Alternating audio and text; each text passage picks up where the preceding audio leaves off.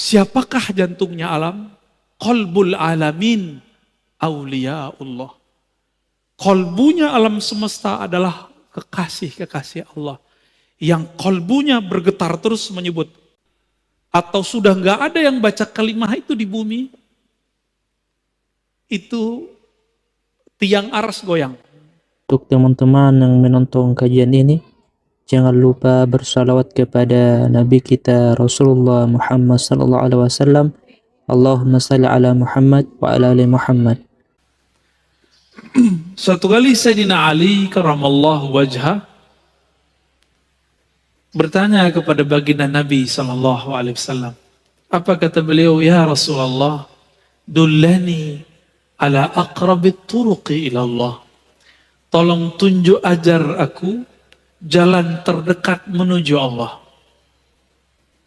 Jadi kalau kayak sekarang ini banyak yang nanya, Ustaz, Buya, Kiai, itu kalau nanya ke ulama, gimana cara cepat kenal Allah? Sama, Sayyidina Ali nanyanya begitu. Jadi boleh nggak nanya begitu? Bukan boleh lagi Pak, diharuskan. Zaman udah begini, ya. Covid menyerang kapan saja, maka kita harus siap dengan ma'rifatullah. Apa jawaban Nabi? Oh, dia tambahin, wa ashaluha ala ibadih. Cepat, ringan. Enak ya? Cepat tapi jangan berat. Itu sukanya antum kan? Kalau antum kan nggak mau disuruh puasa 40 hari kan nggak mau. Melek 20 hari kan nggak mau. Disuruh zikir 70.000 kali kan nggak mau. Maunya yang paling cepat, paling mudah. Wa afdaluha indahu, dan lebih afdal di sisi Allah Subhanahu wa taala. Jadi 3 sekaligus, lebih dekat, lebih ringan, lebih tinggi di sisi Allah. Ini pinternya Sayyidina Ali kalau nanya. Apa kata Nabi? Alaika bimudawamati dzikrillah sirran wa jahran. Wahai Ali, hendaklah engkau melanggengkan zikir baik sir tersembunyi ataupun jahar. Gimana Pak? Melanggengkan itu gimana? Setiap pada sholat kah? Pagi sore kah? Terus. Ada target-targetnya. Apa jawaban Sayyidina Ali? Ya Rasulullah, qulun nas zakiruna fakhussani bisyai. Kalau itu semua orang juga tahu. Tolong beri dong yang spesial. Mumpung mantunya Rasulullah ya. Apa kata Nabi? Afdalu ma qultuhu ana wan nabiyyuna min qabli la ilaha illallah.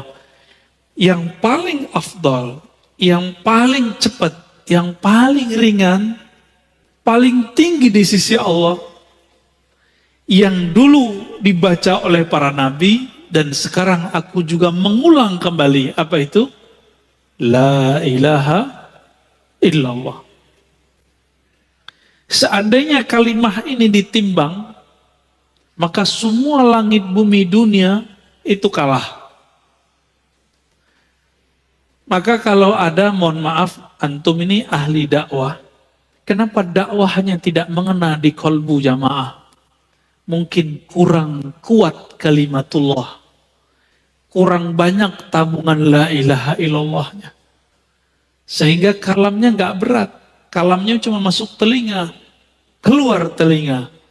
Tapi kalau sudah di dalamnya ada dapur kalimah la ilaha illallah, kalamnya hangat, kalamnya berat. Karena tumbuh dari kolbu, masuknya ke dalam kolbu. Wala taqumul qiyamah ala wajhil ardi man yaqulu la ilaha illallah. Kiamat tidak terjadi jika masih ada di bumi yang baca la ilaha illallah. Di hadis Imam Muslim, Allah, Allah, begitu kalimatnya. Coba, para ulama kita itu mengatakan, Imam Ibn Arabi, Imam Ghazali, Manusia itu adalah alam kecil. Sedangkan alam itu manusia besar. Manusia itu punya organ terpenting namanya jantung. Kalau jantungnya sehat, semuanya sehat. Jantungnya berdenyut. Dek, dek, dek, dek. Kalau jantungnya udah gak berdenyut, mati. Oke. Denyut alam semesta yang membuat alam ini bisa bergerak, bisa bernafas, bisa bertahan belum kiamat sampai zaman ini hari, adalah jantung-jantungnya alam. Siapakah jantungnya alam? Qalbul alamin, awliyaullah. Kolbunya alam semesta adalah kekasih-kekasih Allah. Yang kolbunya bergetar terus menyebut Allah, Allah, Allah. Ruhnya selalu mengatakan Antallah, Antallah. Lisannya selalu sibuk mengatakan La ilaha illallah. Jadi mereka ini Pak, itu yang disebut dalam surat Syura ayat 12. Lahu maqalidus samawati wal ard. Milik Allah lah ikatan langit dan bumi. Apa ikatannya? La ilaha illallah. Subhanallah. Alhamdulillah. La haula wa la quwwata illa billah. Allahu Akbar. Ini 5. Itulah yang dipakai, yang dibaca oleh malaikat pemikul aras. Jadi malaikat memikul aras itu kan ada 8. Benar. Disebutkan dalam surat Az-Zumar ya. 8. 4 di kanan, 4 di kiri. Itu zikirnya tadi. Lalu yang kelima, la haula walanya sama siapa? Itu ada pada qalbu wali. Kalau walinya mati, atau sudah nggak ada yang baca kalimah itu di bumi, itu tiang aras goyang. Itulah kiamat. Jadi nggak usah khawatir dulu, kiamat masih bisa diundur. Cuma ngundurnya nggak tahu Pak, bisa lama apa bisa cepet. Ya, saya ulangi. Kolbu, jantung itu organ terpenting tubuh manusia, benar? Kalau jantung rusak, rusak nggak tubuh? Jantungnya alam semesta siapa? Aulia Allah. Ini dia.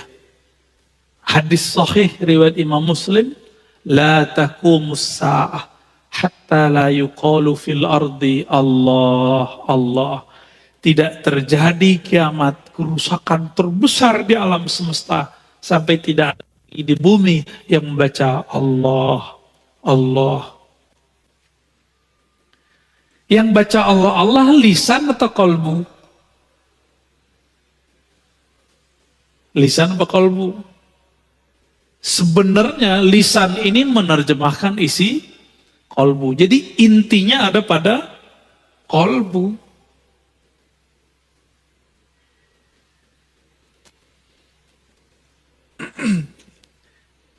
Lalu Sayyidina Ali nyundul lagi, nanya, wahai Rasulullah, itu kalimah saya tahu, tapi tekniknya gimana?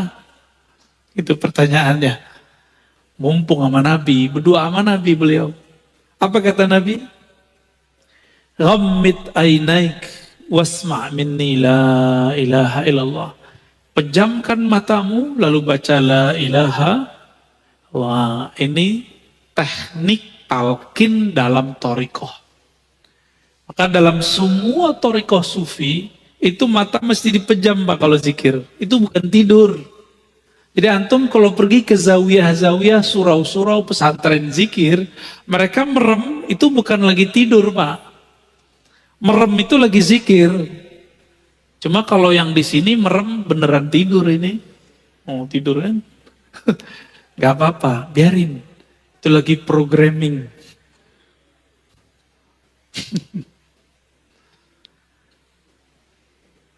Summa fa'ala dzalika birafis saut, ya. Dibaca 3 kali, Nabi bimbing, diulang. Berapa kali? 3 kali. Birafis saut, dengan suara yang tinggi. Inilah dalil bahwa talqin boleh dengan suara keras. Ya. Sedangkan yang tadi dalil kalau talqin suaranya agak lirih, pelan. Ya. Maka tidak ada thariqat sufi kecuali lewat jalur Sayyidina Ali. Dan itu ahlu sunnah. Kenapa? Karena Nabi pernah mengatakan, Ana madinatul ilmi wa aliyun babuha. Aku adalah kota ilmu, Ali pintunya. Maka tidak ada thariqat di dunia, thariqat zikir, kecuali lewat Sayyidina Ali. Hatta Naqsyabandi itu jalurnya 2. Abu Bakar As-Siddiq, Sayyidina Ali radhiyallahu ta'ala anhuma ajma'in. Ya. Ini masih banyak nih metode-metode zikir yang ada di dalam kitab ini, ya. Lalu apakah talqin atau baiat itu khusus buat laki-laki? Tidak, juga perempuan. Karena waktu baiat Aqabah itu perempuan ada yang hadir. Apakah khusus dewasa? Tidak, boleh anak kecil. Kalau anak kecilnya siap. Bahkan anak kecil itu kalau dalam ilmu neurologi, gelombang otaknya itu bukan beta, tapi theta. Maka anak kecil ini gampang dibawa zikir. Gampang, ya. Lebih cepat mereka Pak daripada kita.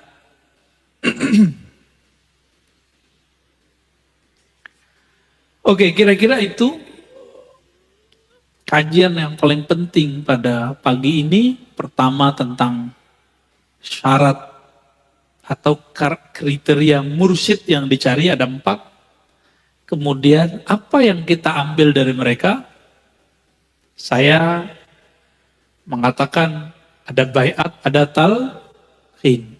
Namun di akhir zaman kalau ada baiat itu cuma tabarukan, ngambil berkah. Ngambil berkah aja. Jadi boleh nggak seorang mursyid ngambil baiat? Boleh, silakan, tapi tabarukan. Dalam hatinya harus mengatakan yang berhak ini adalah pewaris tunggal Nabi, yaitu Al-Imam Al-Mahdi. Dia cuma naib aja, cuma wakil, ya. Lalu kemudian yang ketiga, ada macam-macam metode talqin, ada berjamaah, ada pribadi. Nah, inilah yang kemudian tidak diwarisi oleh ahli fikih, tidak diwarisi oleh ahli akidah, tidak diwarisi oleh politisi. Ustadz politisi nggak bakal kenal ini kalau dia nggak pernah berthariqah. Yang tahu ini siapa? Ahli thariqat. Maka nggak mesti ustadznya nggak tamat Timur Tengah, nggak mesti. Kalau dia ke Timur Tengah nggak pernah ngambil talqin, sama. Karena talqin itu dulu diambil oleh ulama kita di Mekah, di Madinah, di Hadramaut, di Mesir, dibawa, nyebar sudah ke negeri kita. Ya, alhamdulillah, maka tidak ada negeri, wilayah di Nusantara kecuali wali-wali Allah dulu pernah menyebarkan talqin zikir la ilaha illallah. Jadi kenapa Bapak Saudara sahabat Allah, zikir-zikir kita kurang menyentuh kalbu? Karena belum pernah disuapi oleh ahlinya. Maka saya berharap carilah ahlinya, berguru kepadanya, ikuti metodenya. Jangan langsung suka-suka antum, Pak Kiai, talqin langsung dong. Gak bisa begitu. Dia punya metodologis, ikutin aja. Itu namanya adab berguru. Pak Kiai, saya kan sudah lama, langsung aja. Kalau kiainya tersinggungan, gawat Pak. Kamu cari aja guru yang bisa kamu buat suka-suka. Bisa digituin ntar sama kiainya. Ya. Jadi kita kalau berguru ada nanti adab-adabnya. Insya Allah nanti di pertemuan ke depan ada namanya adab terhadap guru dan sahabat. Insya Allah. Oh ya, tadi saya lupa. Imam Ghazali memberikan prakteknya langsung. Dengan lafaz la ilaha. Jadi la ilaha illallah bagi Imam Ghazali itu dibagi 4 tingkatannya. Di situ ketahuan dia tawakal atau tidak. Kalaupun ia tawakalnya setingkat apa. Pertama, man qala la ilaha illallah bilisanihi la biqalbihi. Orang yang baca la ilaha dengan lisannya tapi kalbunya nggak ngikut. Berarti tawakal palsu. Tawakalnya, gimana coba la ilaha illallah itu dibaca di lisan, tembus ke kalbu, talqin. Maka talqin itu membimbing. Ada geraknya nggak kalau baca la ilaha illallah? Ada titik-titik yang dilewati nggak? Nah, itu supaya kalau titik-titik itu adalah cara untuk membatasi pikiran supaya nggak kemana-mana. Itulah ijtihad dari para ulama kita terdahulu. Tapi rahasianya sebenarnya dari Nabi Khidir juga. Jadi diambil dari pusar, ditarik ke ubun-ubun, terus dihantam ke kalbu gitu ya. Itu adalah cara yang diwariskan oleh Syekh Abdul Qadir Jilani, Bahauddin Shah Naqsyabandi, Abul Hasan Syazili kepada murid-murid mereka untuk memenjarakan nafsiyah, untuk memfokuskan fikrah. Lalu kalau begitu baru kalbunya merdeka. Ya. Baik. Yang kedua, yang membaca la ilaha illallah dengan lisannya, lalu mentasdiknya dengan kalbunya. Jadi dia qzah, dia sadar dia baca la ilaha, inilah bacaan la ilaha mukmin. Tapi yang mukmin ini bacanya baru tengkar tuh di kepalanya. Apa sih mana la ilaha illallah gitu? Enaknya apa sih? Kok ada yang nangis ya? Kok ada yang teriak-teriak ya? Kok ada yang mabuk-mabuk ya? Jadi dia orang zikir, dia mikir. Kalau yang tadi, dia zikir tapi main-main. Kalau yang ini, dia sudah mulai. Orang zikir, dia mikir. Kenapa ya kalbuku gak bisa merasakan nikmat yang dibaca orang? Sudah ada protes di kalbunya. Hei diri, hei jiwa, ada apa denganmu? Orang ini biasanya orang-orang ahli kalam, ahli fikih. Dia sudah tahu hebatnya la ilaha illallah, tapi belum dapat teknik baca la ilaha illallah. Terus naik ke posisi yang mana? Man qala la ilallah wa qalbuhu yaqul wa qalbuhu taqul la ilaha illallah. Orang yang baca la ilallah di kalbunya dihunjamkan tiada yang berbuat, tiada yang menggerakkan hatta la ilallah dia kecuali Allah lah yang menggerakkan.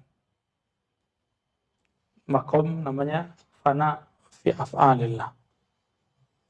Terus kalau yang keempat, baru sekarang boleh kita buka. Dulu biasanya saya tahan-tahan. Saya tambahin jadi 5 ya. Yang keempat, yang baca la ilaha illallah, lalu semua sifatnya, dirinya, nafsiyahnya, fikrahnya, kalbunya lebur dalam sifat-sifat Allah. Kalau Ghazali kan 4, saya tambahin 5. Yang kelima, orang yang baca la ilaha illallah, lalu di ruhnya ada bisikan, Anallah, akulah Allah. Maka di saat itu, walaupun dia memandang ke alam, tapi sebenarnya dia sedang berbicara kepada pencipta alam. Saya tidak menerjemahkan seperti yang diterjemahkan Ghazali. Ghazali mengatakan, Man qala la ilaha wa fi qalbihi la mawjuda illallah. Itu kata Ghazali. Sekarang direvisi. Ya. Kata Ghazali apa? Yang keempat bagi dia, siapa yang baca la ilallah di kalbunya dan mengatakan tiada wujud kecuali wujud Allah, khawatir salah paham orang. Maka kita kembangkan lagi. Fi'il, sifat, zat. Ya. Berarti ada 5 ya. Yang 5 pertama dibuang. Jadi 4 juga jadinya. Tapi kalau ngikutin model Ghazali, jadi 5. Kita tambahkan di situ sifat. Dan pada bab fana fizzat pun maknanya kita rubah. Bukanlah maujuda illallah. Tiada yang wujud kecuali Allah. Ini membahayakan antum. Ya, di zaman Ghazali beres maknanya. Tapi zaman sekarang orang salah paham nanti. Dia kira wujudnya nanti wujud Allah. Tiada wujud kali wujud Allah. Wujud ke wujud Allah. Waduh, ya ngayal lagi dia kan. Apa yang benar? Coba ada ayatnya. Allah berfirman kepada Nabi Muhammad. Kul innama ana basyarum mithlukum. Aku ini bashar. Wujudku wujud bashar. Sama seperti kalian. Bedanya cuma satu. Nah, siapa yang mewarisi ini? Ini orang yang panahnya fana fizzat. Yuha ilayya. Annahu la ilaha illa. Nah, itu. Bahwasannya aku manusia. Jadi ini isbatul wujud. Wujudul basyariyah. Ini yang sahih nih berdasarkan isyarat yang kita dapatkan. Ya, ini belum pernah dikembangkan sebelumnya juga sebenarnya. Ini ziyadah terhadap apa yang dijelaskan oleh Maulana Al-Imam Abu Hamid Al-Ghazali. Supaya hati-hati karena kita isbatkan wujud kita sebagai bashar, tapi ruhnya kita juga isbatkan bahwa dia ditiupkan. Apa yang ditiupkan ke dalam ruh? Allah mengatakan la ilaha illa ana. Maka lisannya baca la ilaha illallah, kalbunya seakan-akan mendengarkan Allah berkalam la ilaha illa ana. Atau kalbunya seakan mendengarkan, ruhnya seakan mendengarkan ana Allah. Akulah Allah wahai hambaku. Itu yang halus. Ini tarekat halusiyah. Tarekat akhir zaman. Tarekat Al-Muhammadi. Ya, Tarekat Ghazali Al-Muhammadi. Ya, yang sudah kita revisi. Di zaman ini boleh kita merevisi. Kalau enggak nanti terjadi seperti apa yang terjadi sebelumnya. Karena kalamnya Ghazali ini dibaca oleh yang bukan ahlinya, apa yang terjadi? Mereka mengatakan wujuduna wujudullah. Itu terjadi di zaman Hamzah Fansuri. Ya, dikomentari oleh Al-Qurani. Dikomentari oleh Abdul Rauf Singkili. Dijawab lagi oleh Burhanuddin Asy-Syattari. Dan sampai sekarang, ya, sampai sekarang. Dan kita nggak mau mengulangi kesalahan yang sama. Nanti marifatnya nggak nambah-nambah. Di situ aja jalan di tempat. Ya. Baik, paham? Jadi gimana cara bacanya? Lidah baca la ilaha illallah. Ya, seakan-akan ruhnya mendapat makna. La ilaha illa ana. Kalau belum dapat rasa ini, turunkan lagi. La ilaha illallah, la sam'a, wa la basara illa billah. Ya, tiadalah yang mendengar kecuali karena diperdengarkan Allah. Tiadalah ilmu kecuali diberikan oleh Allah. Tiadalah hayat kecuali dihayatkan Allah. Tiadalah kudrah kecuali dikudrahkan Allah. Tiadalah iradah kecuali diiradahkan Allah. Tiadalah kalam kecuali dikalamkan Allah. Ya itu tuh. Itu yang nomor 4. Kalau yang nomor berapa tadi? 3. Itu tinggi loh. Nomor 3 itu udah wali ente. Ya. La fa'ilail. Tiada yang berbuat kecuali Allah, itu kun fayakunnya. Itu sudah wali, sudah. Kalau yang di atas itu, yang sifat itu sudah muhibbin. Al-muhib, pencinta. La yazalu abdi yataqarrabu ilayya bin nawafil hatta uhibbah. Sehingga aku jatuh cinta kepadanya.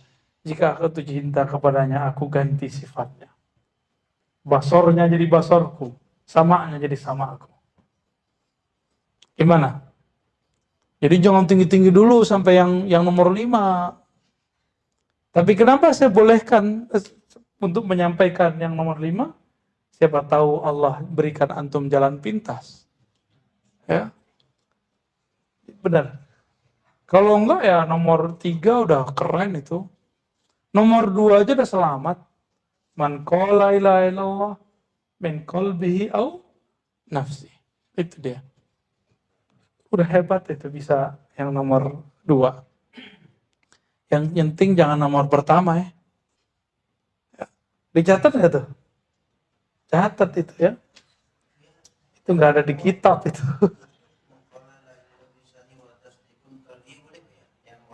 Nomor 2 boleh. Yang kedua, man qala la Allah fi qalbihi la ilaha illallah. Yang ketiga ya. Yang keempat, ya, man qala la ilaha illallah wa afna jami'a sifatihi ila sifatillah. Ya. Yang menfanakan, yang menenggelamkan, menghabiskan semua sifatnya dalam sifat Allah. Dan yang terakhir, man qala la ilaha illallah, lalu ruhnya seakan-akan mendengar sang pengembus ruh berkalam, la ilaha illa ana. Gitu. Itu udah hebat itu. Sebenarnya di atas itu ada lagi, tapi nggak boleh. Ada lagi tuh 6, ada lagi 7. Cukup di situ dulu ya. Nanti jadi Thariqat Ihya Ulumuddin, jadi panjang ntar. Marah si di Musa ntar yang dapat sanadnya ya. Oke, sampai situ ada pertanyaan?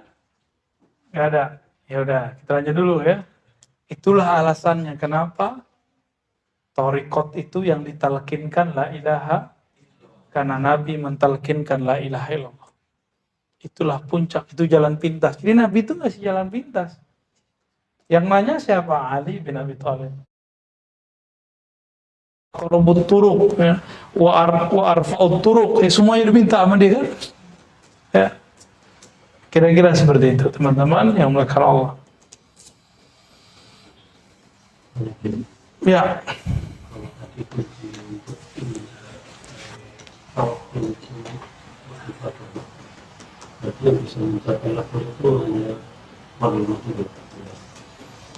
Wah, pertanyaannya horor nih. Kalau kunci tawakul itu cuma ma'rifatullah, berarti yang bisa tawakul waliullah. Iya. Antum tawakal sah jadi wali. Makanya yang jadi wali nggak banyak. Ya kan? Bener Pak, serius itu. Tawakal itu bukan kita ngomong, saya tawakal ya, saya pasrah ya, bukan itu. Itu ngomong namanya. Itu ngomong saya pasrah. Tawakul itu, ikhlas itu bukan kita ngomong, gue ikhlas lo, gue ikhlas. Enggak, bukan itu. Tawakul itu, saya kenal kepada Allah, maka saya percaya kepadanya. Saya percaya kepadanya, maka saya serahkan semua dari diri kepadanya. Allah itu lebih mengerti kita terhadap diri kita atau gimana? Allah mengerti. Kita belum ada, Allah udah ada. Alam belum ada, Allah sudah ada. Maka Allah mengerti apa yang terbaik bagi hambanya. Nah, mengerti gak nih Allah itu lebih baik pengertiannya? Oh iya, untuk menjadi calon wali. Ya. Semoga kita jadi calon wali. Semoga kita jadi wali Allah. Amin ya rabbal alamin. Al-Fatihah. Nyembah huruf syirik. Tapi kalau belum tahu, nih kita kasih clue-nya biar nggak syirik. Terbayang lafaz alif lam lam ha, tapi katakan di kolbu, yang aku sembah yang punya nama, bukan tulisan itu. Gitu caranya ya. Dipindahin dikit, sama kita beres semua Pak. Tinggal kliknya gitu. Coba saya tulis lafaz Allah di situ, itu yang kita sembah. Enggak kan? Enggak. Lafaz itu hanya menunjukkan yang punya nama. Kita enggak nyembah yang nama tulisan itu. Kalau bahasa guru saya dulu, kau sembah huruf, huruf akan dihapus. Engkau sembah nama, nama akan terbakar. Engkau sembah sifat, sifat akan sirna. Sembahlah zat, engkau akan kekal bersamanya. Gaya bener. Itu kita dari kecil kita dengar begitu dulu ya. Bergantung kepada nama, nama akan robek, nama akan hilang, nama akan sirna. Karena tempat nama kolbu bakal sirna kan, bakal hancur dengan kematian. Antum sakarat aja hilang tuh namanya. Maka harus masuk ke kolbunya kemudian nyetrum kembali ke ruhnya. Ruhnya itulah yang nanti yang membimbing kita. Itulah kenapa perlu talqin. Talqin itu orang udah lagi sakarat nih. Orang sakarat. Telinga dia udah budek, mata dia udah buta. Terus gimana cara talqin dia? Kan perintahnya lakinu mautakum. Talqin kan orang mati, orang yang sakarat. Orang sakarat artinya mabuk. Gimana cara mentalkin orang mabuk? Orang lagi nggak denger. Yang mabuk kan telinganya, matanya, nafsiyahnya mabuk, jasadnya mabuk, ruh dia yang kita ketuk. Ruh.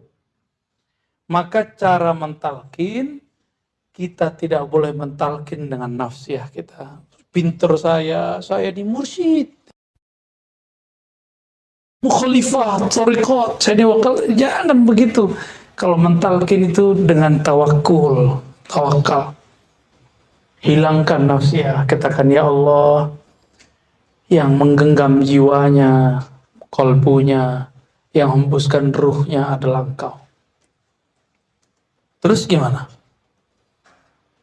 Yang menggenggam ruhku, kolbuku, yang menghembuskan ruhku Engkau. Hubungkan ruhku dengan ruhnya, kolbuku dengan kolbunya, akalku dengan akalnya, nafsiyahku dengan nafsiyahnya, lisanku dengan lisannya. Baru dibaca ayat-ayat untuk mengingatkan Allah. Ya ayyatuhan nafsul mutmainnah, irji'i ila rabbiki radiyatan mardiyah, fadkhuli fi ibadi wadkhuli jannati. Bacakan ayat itu kalau ada orang sekarat. Baru kita talqinkan. Wahai, sebut namanya. Ya. Kita yang minta ke Allah. Berarti kita mengharap Allah yang menyampaikan suara itu kepadanya. Bukan kita. Ya. Jadi kalau antum gak berhasil mentalkin orang mati, berarti belum ruhnya yang datang. Dan itu kejadian berkali-kali. Kiai talkin orang gak berhasil. Ya kan? Benar gak? Kiai talkin orang, yang ditalkin bilang, setan ente gitu. Ya, malah bilang baca ya Allah, Bang. Yesus, nah gitu deh ngomong. Ya, apakah dia syirik? Enggak, dia lagi mabuk. Orang lagi mabuk, nggak dihukumi orang mabuk. Maka yang pertama, ya ini teknik yang diajarkan guru. Tawajuhkan kolbu kita kepada Allah. Baru kemudian di situ kita hadapkan pancarannya, pantulannya kepada kolbu orang itu. Lalu baca Al-Fatihah, itu maharnya. Al-Fatihah. Baca Al-Fatihah. Biasanya kalau Allah izin, orang itu sadar saja. Baru kita panggil. Halo bro, bimbing. Ayo saya bimbing baca La ilaha. Bila pasti dia mau, ya, karena dia sedang mengalami keadaan yang genting itu, pasti dia mau. Sangat-sangat mau. Malah dia bersyukur kalau ada yang membimbingnya. Ya, semoga di akhir hayat nanti kita dibimbing oleh Allah Subhanahu wa taala. Amin. Ya rabbal alamin. Ma taqarraba ilayya 'abdi, tidaklah mendekat kepadaku hambaku dengan yang lebih aku sukai daripada yang wajib. Lalu dia tambah dengan nawafil. Nawafil ini teman-teman yang kita sebut wirid, yang kita sebut zikir. Kita sebut zikir, wirid, wirid. Tapi kalau belum pakar, jadi antum nih belum sampai derajat ulama dalam bab tasawuf. Mungkin di fikih udah, tapi di tasawuf belum. Maka belum boleh meramu zikir sendiri. Karena zikir itu dia punya power. Zikir itu punya power. Zikir A itu cocoknya dengan zikir B. Itu ada kenapa la ilaha illallah Muhammadur Rasulullah? Itu ada sebabnya. Karena la ilaha illallah itu panas. Orang kalau baca la ilaha illallah dia sedang bertengkar dengan pikirannya. Karena ilah itu artinya pikiran-pikiran, hawa. Jadi apapun yang terbersit di dalam pikiran saya, lalu saya cenderung kepadanya, disebut dengan ilah. Lalu itu dinafikan semua. La ilaha illallah. Perjuangan itu mirip kayak orang lagi bertengkar dengan 10 orang. Panas nggak itu kepalanya? Panas kepalanya. Tapi kalau sudah lewat sini, yang panas di sini di kolbu. Kalau sudah beres akalnya, dia kolbunya yang kemudian bertengkar dengan sifat hasadnya, syiriknya, kibernya. Dia baca la ilallah tapi merasa alim. Nah, ini dilawan terus, dikikis terus, dan itu panas teman-teman. Coba kalau kita dipijit sama orang, panas nggak tuh? Tangan dia panas, badan kita panas. Digosok, coba gosok tangannya pakai alat penggosok itu, panas rasanya. La ilaha illallah itu pembersih, penggosok paling dahsyat. Antum punya penyakit rohani apa aja bersih sama la ilaha illallah. Ya, bersih karena waladzikrullah akbar, sebutan nama Allah itu besar. Bersih semua. Ketika orang panas begitu, penyejuknya cuma Muhammadur Rasulullah sallallahu alaihi wasallam. Jadi sudah ada subhanallah bihamdi subhanallahil azim. Ya, itu sudah takarannya begitu. A'udzu bikalimatillahi tammah. Dari apa? Min syarri ma khalaq. Sudah ada takarannya semua. Bismillahilladzi la yadurru ma'asmihi, enggak disebut ma'azatihi, enggak juga ma'awsafihi atau wasfihi atau fi'lihi, tapi ma'asmihi. Itu sudah ada takarannya semua. Lalu di belakangnya ada asma Allah, ya. Baik. Jadi kalau tidak diijazahkan guru, khawatir nawafilnya tidak jadi nafilah.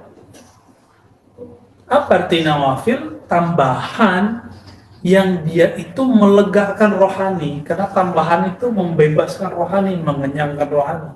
Ya, naflun itu. Maka dikatakan di hadis ini, hadis qudsi, tadi Buya Zul Asfi hati-hati menerjemahkannya. Seakan akulah pendengarannya. Nah, itu ahli kalam begitu emang. Ya. Sebenarnya tapi di tengah udah jadi sufi lagi. Pas di tengah jadi basar lagi. Sayyid Muhammad Alawi Al-Maliki mengatakan inilah dalil wahdatul wujud yang sahih. Jadi wahdatul wujud itu ada dua. Wahdatul wujud batini, zaddiq, ada wahdatul wujud zauq. Zauqi yang sahih, sunni. Apa arti wahdatul wujud? Yang wujud cuma Allah. Yang wujud dengan wujudnya sendiri cuma Allah. Kita ini diwujudkan oleh Allah. Maka wujud kita mustamidun min wujudihi. Gitu. Jika kita dibandingkan wujud kita dengan wujud Allah sebanding enggak? Maka kita ini enggak wujud tapi diwujudkan. Apa kata beliau? Ini kalami. Secara ilmu kalam itu wahdatul wujud.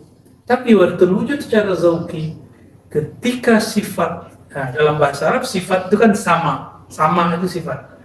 Kalau orang kita kan nyebut pemarah sifatnya pemarah, sifatnya emosional, sifatnya dermawan. Bukan itu karakter, itu akhlak. Dalam bahasa Arab sifat itu yang 7 itu, ya, yang sifat disebut sifat ma'ani. Itu yang disebut sifat ma'ani, ya. Maka di sini dicontohkan apa? Biyasma. Nah, sebelum biyasma, ini unik nih kalimatnya. Fa'iza ahbabtuhu, jika aku telah jatuh cinta kepadanya, kuntu samahu, kuntu ana sam'ahu, akulah yang menjadi samanya. Berarti bisa nggak sama kita dibandingkan dengan sama Allah? Enggak, berarti nggak apple to apple. Berarti sama kita hilang, yang ada hanya sama. Sama ini jika terbatas oleh waktu atau berjarak jauh sedikit, cuma 2 meter ke belakang udah gak kedengeran suara BASI di awal. Itu samanya Pak Mahadi dan Mas Aji. Ya. Tapi kalau sama yang sama Allah, ini gimana? Tidak terbatas oleh ruang dan waktu. Nah, inilah yang terjadi pada Sayyidina Umar, dan ini mutawatir. Sayyidina Umar kirim Sariyah sebagai panglima, namanya Sariyah, dan posisinya juga sebagai Sariyah. Sariyah itu artinya panglima perang tanpa raja, tanpa khalifah. Ketika sampai di salah satu tempat di Syam, Sayyidina Umar lagi khutbah, lalu dia melihat Sayyidina Umar di mana? Madinah. Sariyah di mana? Di Syam. Apa yang terjadi? Sayyidina Umar berteriak, ya Sariyah Jabal. Ini kan masyhur, mutawatir sudah. Wahai Sariyah, naik ke bukit. Kenapa? Ternyata di belakang bukit itu sudah banyak musuh. Naik ke bukit. Apa kata Sariyah? Aku mendengar seakan-akan ada suara Umar. Ditanya yang lain, ente dengar gak? Dengar, naik semua mereka. Jadi telinganya Sayyidina Umar, karena beliau ahlu Badar. Ahlu Badar begitu kemampuannya. Makanya Sayyidina Umar ketika Abdullah bin Amr bin As ya, minta dikirimkan 4.000 tentara ke Mesir, Sayyidina Umar hanya pilih 4 orang. Nggak disebutkan ini 4 orang ahlu Badar atau murid ahlu Badar. Saya yakin ini murid ahlu Badar. Murid Badar. Ya. Lalu kirim surat lagi Ibn Amr, Abdullah bin Amr bin As, bukan Abdullahnya, Amr bin As, karena jarak mereka cuma 12 tahun. Nah ini bapak sang bapak yang senior. Ya Umar, Amirul Mukminin, ente serius ngirim 4 orang? Ane minta 4.000. Apa kata Sayyidina Umar? Al-wahid maqamul alf, ya. Satu orang sama seperti 1.000. Kaget ya, benar. 4 orang ini semangatnya seperti 1.000. Saya teringat dengan hadis Imam Darimi yang tadi siang kita kajian di online ya. Imam Darimi, bukan Darimi yang mujassim, ini Darimi yang muhaddis yang lebih tua dari Imam Bukhari, temannya Imam Bukhari. Beliau beratkan bahwa waktu Nabi tidak dibedah dadanya waktu beliau umur 5 sampai 3 tahun, tidak dipastikan riwayatnya. Itu setelah dibersihkan hatinya Nabi, lalu ditimbanglah Nabi dengan 1 orang, masih berat Nabi. Timbang dengan 10 orang, masih berat Nabi. Ditimbang dengan 100 orang, masih berat Nabi. Ditimbang kolbunya dengan kolbu 1.000 orang, masih berat Nabi. Lalu apa kata malaikat yang satu lagi, ente timbang dengan semua umat Muhammad juga masih berat kolbu Nabi sallallahu alaihi wasallam. Jadi orang kalau sudah dapat nur Muhammadi, an-nur al-Muhammadi, yaitu zikir asma, zikir sifat, zikir af'al, bagai zikir zat, kolbunya berat. Dan ini dibuktikan oleh Imam Tirmizi. Ada seseorang maksiat sepanjang umurnya, tapi sebelum wafat kolbunya ditalkinkan zikir Allah oleh gurunya. Ketika masuk alam mahsyar, ke mizan, hisab, nggak ada kebaikannya. Malaikat itu urusannya mazahir. Ini dalil bahwa malaikat itu tidak mencatat yang di kolbu, nggak mencatat sama sekali. Jadi antum zikir khafi yang tahu hanya Allah. Maka nanti tiba-tiba malaikat bingung kok orang ini dipanggil oleh Allah Subhanahu Wa Taala. Ya. Jadi maka sampai sekarang dan sampai mati nanti tabung terus kalbunya zikir menyebut nama Allah, la ilaha illallah, terus itu supaya penuh nama Allah dan nggak akan pernah penuh, nggak akan pernah kamu, ya, tidak akan pernah sama sekali. Lalu dikatakan di situ setelah dihisap orangnya sepanjang laporan, sepanjang mata melihat itu cuma zanbun. Zambun, ismun, dosa. Ketika ditarik dia oleh malaikat azab, apa kata Allah? Tunggu. Ya. Iftah sadrahu. Buka dadanya. Dibuka dadanya, jantungnya membaca Allah. Allah. Allah. Allah. Begitu. Ditimbang kalbunya itu, ditaruh di mizan. Dosanya semua langsung begini. Jadi ketika An-Nur Al-Muhammadi sudah hidup dalam kalbu, la syarqiyah wala gharbiyah. Dia beratnya melebihi semua yang di langit dan di bumi. Jadi itu sebabnya orang yang ahli zikir bahasanya berat. Berat bukan berat dalam artian susah dipahami, tapi beratnya itu tembus ke kalbu. Coba aja ya. Anda merasakan sendiri. Nah, inilah makna hadis ini. Kuntu sam'ahu wa basarahu wa lisanahu wa yadahu wa rijlahu wa fu'adah. Wah, ini ditambah sampai ke fu'ad. Nah, ini yang kita sebut ziyadatus siqat, ya. Tambahan orang yang siqat. Bahkan fu'adnya tidaklah dia berpikir kecuali dengan imdad dari Allah Subhanahu wa taala. Nah, buku ini kan di luar semua ahli hadis yang ada. Karena ahli hadis itu manhajnya hissi. Coba kita belajar ilmu hadis. Ilmu hadis babnya cuma hissi, empirik. Belum lagi berbicara yang tidak empirik. Kalau kita tidak mengerti emas, dikasih sama orang permata atau emas kuning. Biasanya emas kuning, emas putih deh. Kita nggak tahu ada emas namanya emas putih, kecuali emas yang kulitnya putih. Taunya emas cuma kuning. Dikasih kuningan terima. Tahu kuningan? Ya. Tapi kalau kita tahu ada emas namanya emas putih, ada emas kuningan dengan emas putih. Antum kalau mengerti emas pilih mana? Ya, tapi orang yang nggak ngerti bilang apa? Ente bodoh. Masa yang putih diambil? Kira-kira seperti itu. Jadi di masa beliau ini orang nggak semua yang mengerti ilmu ini, sehingga beliau dianggap zindik, bodoh itu, kafir, zindik, karena berbicara hal-hal yang dia nggak paham. Inilah tabiat juhala, akan menganggap bodoh orang yang tidak sepaham sama dia. Kalau orang yang alim, kalau dia nggak mengerti, dia berkata, barangkali orang itu punya pengetahuan yang saya belum tahu. Itu yang arif dan alim kan. Dan di ujung, setelah diganti sifatnya, Allah isbat lagi sifatnya. Bi yasma. Denganku dia si manusia yasma. Tadi dihilangkan sifatnya, sekarang begitulah Allah. Bi yasma, bi yubsir. Denganku dia. Jadi Allah tetapkanlah dua di satu. Maka wahdatul wujud hanya salah satu maqam dari maqamat. Ini dalil Sidi Ahmad Al-Faruqi An-Naqsyabandi Al-Qadiri. Beliau mengatakan, jadi wahdatul wujudnya Ibn Arabi itu hanya salah satu maqam dari maqamat. Masih ada maqam di atasnya.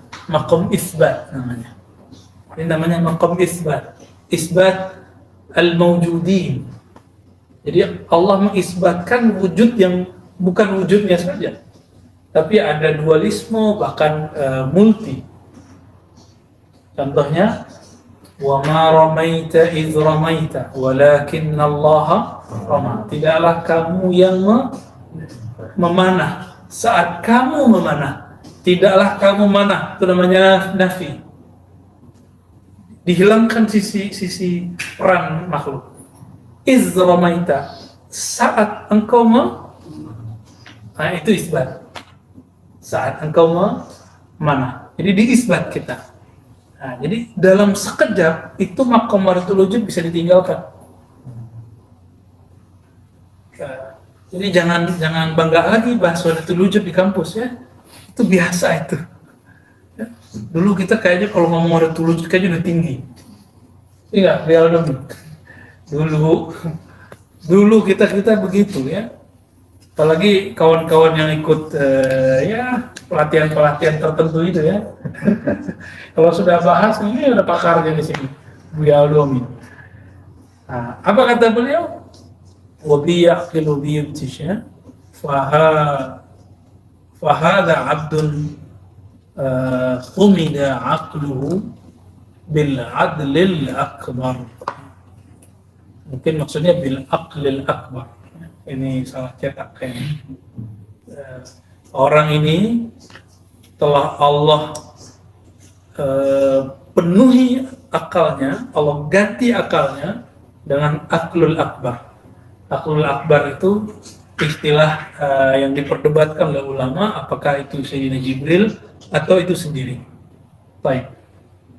Wasakanat harakatuhu syahwaniyah liqabdatihi. Jadi syahwatnya sudah berhenti karena digenggam oleh Allah SWT. Jadi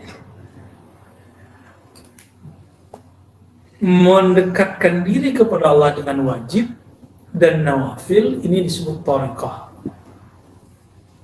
Thariqah itu nggak sah kecuali sesuai dengan syariah. Kalau sudah sempurna antara syariah dan syariat itu dijalani. Teman-teman ini kan sudah mengerti ilmu syariat semua, tinggal mau thariqahnya. Allah bilang uzkurullah zikran katsira, kita ajarkan zikir itu ada tahapan-tahapannya. Jadi angka-angka semuanya itu dari sahabat Nabi. Kenapa ada zikir 11.000, 13.000, 12.000? Zikir 12.000 kita ambil dari Sayyidina Abi Hurairah. Ya. Zikir sholat 1.000 setiap hari 1.000 rakaat itu dari Sayyidina Ali Zainal Abidin. Semuanya dari sahabat-sahabat Nabi. Zikir ngitung itu dari Sayyidatuna Safiyah. Tapi itu marhalah ula. Ketika mereka sudah melewati, mereka nggak ngitung lagi. Dan ini proses mesti dilewati hatta dia istri Nabi, hatta dia sahabat Nabi. Lalu ada antum, ya, misalnya mendengar Ustadz Fulan dan mengatakan zikir menghitung itu bid'ah. Berarti dia ada yang salah, ada yang luput dari dia ketika membaca kutubus sittah, ketika kitab hadis. Ya. Nabi sendiri menghitung 33 hitungan nggak? Ya, 100 hitungan nggak? 70 hitungan nggak? Lalu Nabi mengatakan, kalau hari kiamat tidak ada orang yang lebih baik dari dia kecuali orang yang membaca seperti dia atau lebih. Kalimat lebih itu dalil ulama-ulama kita untuk menyusun angka-angka zikir. Kira-kira seperti itu. Nah, di sini ada hadis qudsi, dialog antara Nabi Musa. Nabi Musa ini kan punya kelebihan. Apa kelebihan Nabi Musa? Berkalam-kalam langsung dengan Allah SWT. Ini salah satu kalamnya. Sebenarnya siapa yang mewarisi Nabi Musa itu masih bisa berkalam-kalam dengan Allah. Itulah Sayyidina Umar. Ya. Apa kata Nabi? Wa in kana min ummati fa innahu Umar.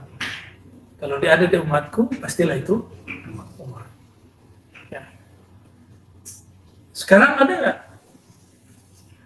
Ada. Bukan bisa jadi, ada, wajib ada. Kalau nggak ada, maka ini kita sudah diambang mau selesai kiamat. Kan ini belum selesai, mau Dajjal aja belum keluar, Mahdi aja belum muncul, bagi antum, ya. Bagi orang tertentu dia bisa lihat. Ya. Mereka orang tertentu sudah bisa melihat Dajjal sekarang di mana, Mahdi sekarang di mana. Nah, coba bagi yang tidak diizinkan Allah yang ngerasa santai, iqtarabatis sa'ah. Padahal sa'ah sudah mendekat, ya.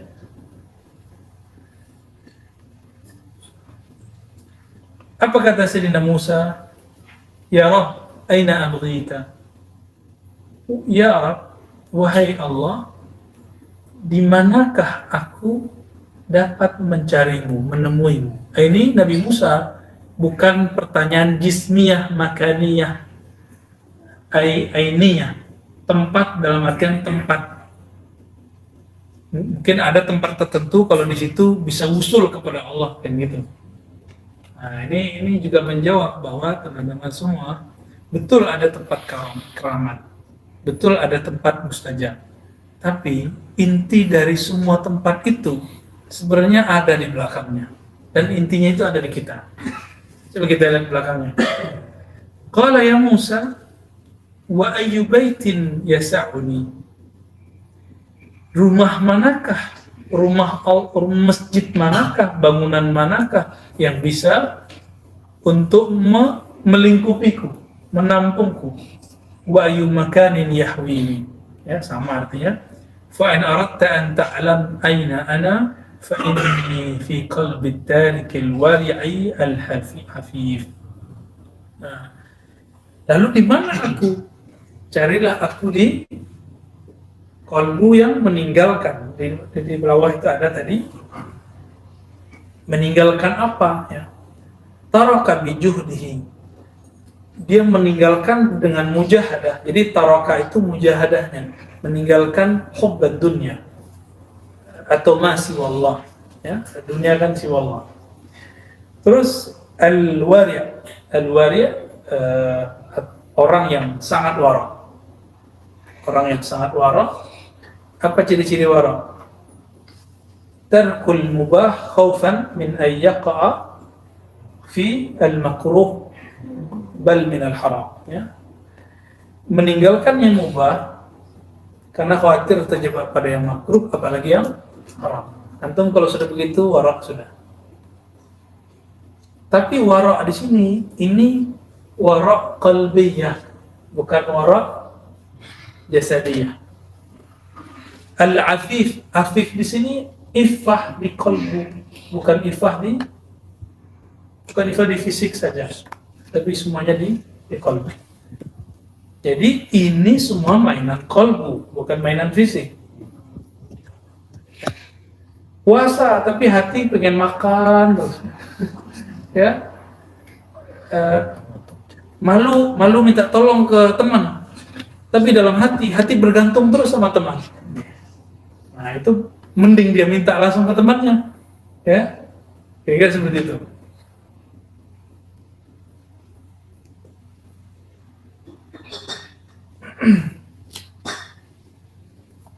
Wa kilahuma wali amrillah bisidqi hatta waliyallahu amrahuma, ya. Fal awwal, ya, yang pertama kharajat lahu alwilayatu min rahmah. Yang pertama, jadi ini orang yang tadi ibadun nufus. Jadi thariqah nafsiyah yang masih cari kesaktian, mencari posisi kemursyidaan, yang bisa kasyaf. Nah, ini orang-orang yang masih di Baitul Izzah. Kalau dia sudah tinggalkan itu semua, at-tarik. Jadi zuhud rohani beda dengan zuhud biasa. Zuhud biasa dia meninggalkan popularitas, meninggalkan cinta dunia. Tapi ada namanya zuhud qalbiyah. Apa itu zuhud qalbiyah? Dia meninggalkan apa yang syahwat rohani mau. Ingin dikenal jadi wali, ya, ingin sakti, ingin mencari kebahagiaan, ingin mencari ketenangan, ingin mencari kelezatan. Jadi jangan jadi Abdul Laziz, ya. Kunu ibadallah. Jangan mencari khusyuk, karena khusyuk itu cuma makom itu akan ditinggalkan.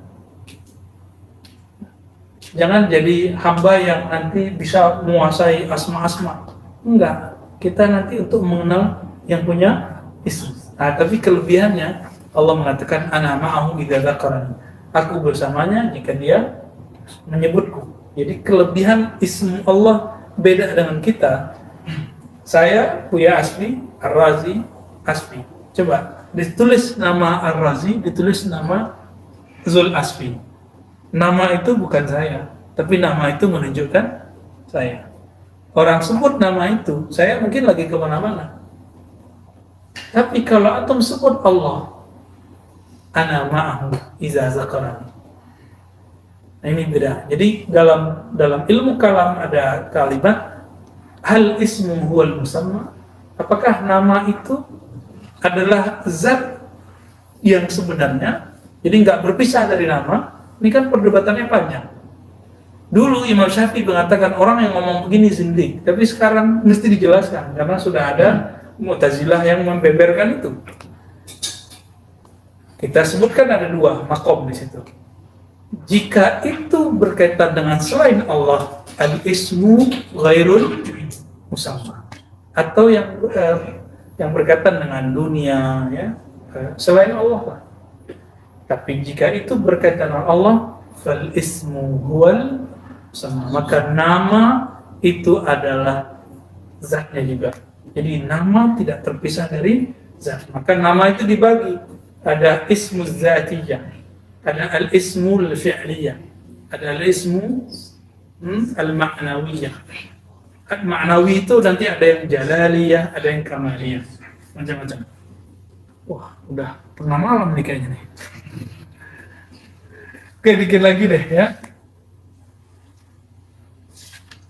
Nah, orang ini nanti kalau dia berjuang terus, Allah angkat nanti ke manzilatul qurbah. Tapi manzilatul qurbah itu belum selesai loh. Qurbah itu masih jauh. Dekatnya itu masih jauh. Jika beruntung kharajalahul wilayatu minal jaw fawaliyallahu naqlahu fil lahzah. Jika dia sudah berubah ya, sudah naik upgrade kalbunya, sudah berganti sifat-sifatnya, baru fil lahzah, dalam sekejap dia pindahkan ke indallah ya, ke makom yang dekat di sisi Allah, min malikin ila malikin hatta malikil mulk, yaitu Allah SWT. Ini yang disebut dengan hadrah al-arsyiyah, hadrat arasy Allah Subhanahu wa ta'ala. Inilah makna isyari yang disinggung tadi oleh Bu Yassi, Allahu waliyul ladzina amanu yukhrijuhum minadz zulumati ilan nur. Ini orang iman yang mana yang dikeluarkan dari zulumat ilan nur. Zulumat ada zulumat nafsiyah, nur dan nur ruhaniyah. Itu maknanya. Jadi berpindah dari jalan-jalan nafsiyah, thariqah nafsiyah ke jalan ruhiyah. Itu maknanya. Nah, dari jalan-jalan thariqah formalitas yang mengekang malah membuat jadi picik kepada thariqah yang ulia yang membuat dia tidak picik lagi. Teman-teman, antum belajar thariqah apa aja, nanti akan ada masa menganggap thariqahnya paling hebat. Belajar mazhabnya paling hebat. Manhajnya paling hebat. Sama, ya. Iklan kecap. Pak Mahari udah pegel kakinya. Nanti ketika ketemu lagi orang yang ya fawqa kulli dzi ilmin alim, karena setiap orang yang alim di atasnya ada orang yang alim lagi. Kita akan bilang, wow, berarti ada lagi tarekat yang hebat. Sebenarnya bukan tarekatnya hebat, tapi orangnya. Tarekat sama aja semua. Tapi yang beda itu mursyidnya. Sama. Sekolah itu semua misalnya pesantren taklidiyah salafiyah, pesantren tradisional, semua kitabnya sama. Yang dipelajari di Sumatera itu dipelajari di Jawa, di Madura, di mana-mana sama. Tapi kok beda? Yang beda itu gurunya. Ya kan? Sama-sama ngaji hikam, kok hikam sama fulan beda, sama fulan beda? Hikamnya sama-sama zikir la ilaha illallah atau zikir Allah, tapi kalau ditalkinkan, diajarkan dengan sanad yang sahih oleh ahlinya, itu beda. Itu akan beda.